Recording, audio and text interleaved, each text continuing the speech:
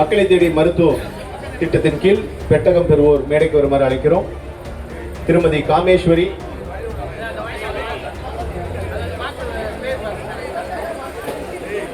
Drug controller கையில சொல்லி உடனடியா அந்த நடவடிக்கைக்கும் அது எந்த மாதிரியான மருந்து, காலாவதியான மருந்து அவர்கள் பயன்படுத்தினார்களா, எந்த மருந்து இது கொடுத்து அனுப்புனாங்க, இது சம்பந்தமா முழு விசாரணைக்கு உத்தரவிடப்பட்டிருக்கிறது. விசாரணையின் முடிவில் எந்த மாதிரியான நடவடிக்கை எடுக்க முடியுமோ சட்டப்பூர்வமான நடவடிக்கைகள் எடுப்பதற்கு இந்த துறையின் சார்பில், அதாவது ட்ரக் கண்ட்ரோலர் சார்பில் அது நடவடிக்கை எடுக்கப்படும்.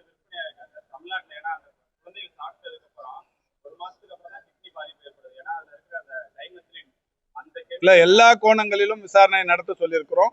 எப்ப மேனுபேக்சரிங் பண்ணாங்க, மேனுபேக்சரிங் பண்ணதுல எந்தெந்த கலவை, என்ன மாதிரியான அந்த விஷயங்கள் எல்லாம், அதுக்கப்புறம் எவ்வளவு நாளா அந்த மருந்து வெளியில போகுது, இது வரைக்குமா போனதுல எங்கேயாவது பாதிப்பு ஏற்பட்டிருக்கா, இப்ப வடநாட்டுல மட்டுமே அதை பயன்படுத்திருக்காங்கன்னா அது எதனா காலாவதி ஆனதா, இந்த மாதிரி எல்லா கோணங்களிலும் விசாரிக்க சொல்லியிருக்கிறோம்.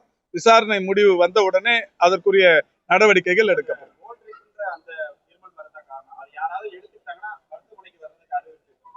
இல்ல, இப்ப அந்த மாதிரி இங்க இது வரைக்கும் தமிழ்நாட்டுல எங்கேயும் இல்லை, வேற மாநிலங்கள்லயும் எங்கேயும் இல்லை.